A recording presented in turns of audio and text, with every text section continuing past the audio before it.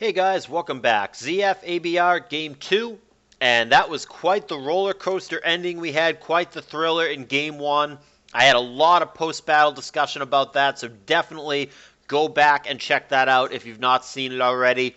If you have seen it and you're here, you know that ABR somehow took down Game 1, and we are headed to a Game 2 in which ABR is one game, this or the next, from guaranteeing himself cash money in this tour. ZF is going to have to beat ABR twice in a row, and he's certainly capable of doing that, but that's what he needs to do to not get knocked down to that lower bracket. So here is the game. ZF is on the bottom once again, and ABR is up top. We've got a Venusaur lead. I like that a lot better than his prior Cloyster lead against a T-Tar. But Lumberry immediately wakes it up after Sleep Powder, and now we'll see if ZF wants to roll the dice and go for it again. He does. He's comfortable with a 75-25, and he hits it 2 times out of 2. He took an Ice Beam as punishment the first time, and Swampert switches in. However, ABR switches as well, and he's got the favorable matchup with Celebi on Pert. Here comes Moltres. Celebi here might be deterred despite the fact that he got a Calm Mind off. Moltres just hits that hard. But no, it's an offensive Celebi who's going to stay in and go Psychic. He takes Fire Blast, not well obviously, but he survives. And now Moltres the one that has to switch here. Super Celebi / offensive Celebi has been very popular in this tournament for whatever reason. It's made a huge resurgence in this tour.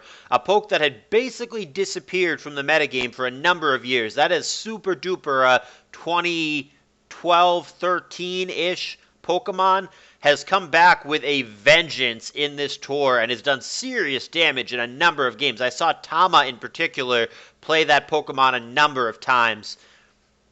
Fire Blast here. After Dugtrio got the revenge kill on Rachi, Fire Blast again. T-Tar has killed 2 sleep turns, but has not yet woken up. Hidden Power Grass is going to not give him another opportunity to wake up, and we've got ourselves a 5-4 advantage in a fast game thus far for ZF. I was going to say it looks like a Calm Mind spam team, but perhaps not. Almost never runs Starmie. Maybe it is a... I'm not sure what it is. Maybe instead of Giga Drain, maybe that Celebi had Baton Pass. It could be a weird set like that, some kind of funky special offense.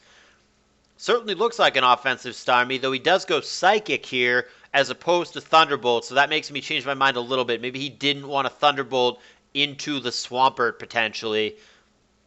Kuhn here goes for Rest. Gengar comes in, and it's just going to be Boom, which is going to enable the Dugtrio follow-up. But he doesn't go for that. He goes for Jirachi instead. What that did do is it prevented the Kuhn from killing a Sleep Turn. So ABR is going to try to boost up with him. As it turns out, there actually is Sleep Talk here. And the last move obviously going to be Surf. So that means that ZF does not have the ability to roar the Jirachi out. And he finds an unsuccessful Sleep Talk there. So Rachi, who is faster, can just Thunderbolt it down, and that's exactly what happens. And ABR has a +1 Rachi here, trying to find the answer against Swampert. Psychic does a lot, not enough, however. Substitute plus Salic Berry is going to make the Swampert faster, and Endeavor is going to do 88%. It'll now come down to whether or not he has Surf or Hydro Pump, and if he can connect. He does, in fact, have Hydro Pump, but he does get the cooperative damage roll.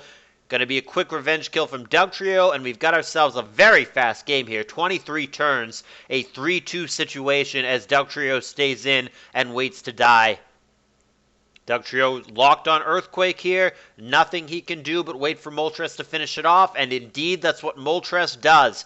Starmie, the last man standing. It's shown Surf and Psychic only up to this point. What's he got in the bag of tricks? Protect gonna scout. Surf the obvious move here. No reason to do something other than Surf. I guess maybe you could play around Venusaur, but he'll just outspeed that and kill it with Psychic anyway. So Surf seems like the play to me.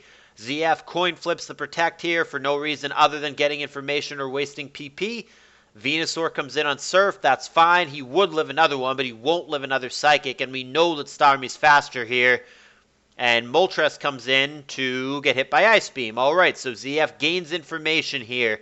His last Pokemon, that was the burning question. We see that it's T-Tar. Is it the right kind of T-Tar? And the answer is yes. Crunch there is a one-hit KO. ABR did have an opportunity to either crit surf or find a freeze with Ice Beam.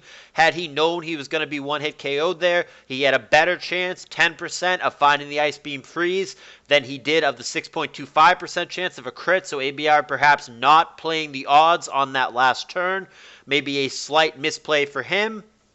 But unless he were to find the 6.25% hacks or the 10% hacks, respectively, this would have gone the way of ZF, who will always kill there between the crunch and the sand. And as such, ZF is going to send us to a third decisive game between these players. Give me a thumbs up if you like this game, and check out Game 3 coming up next.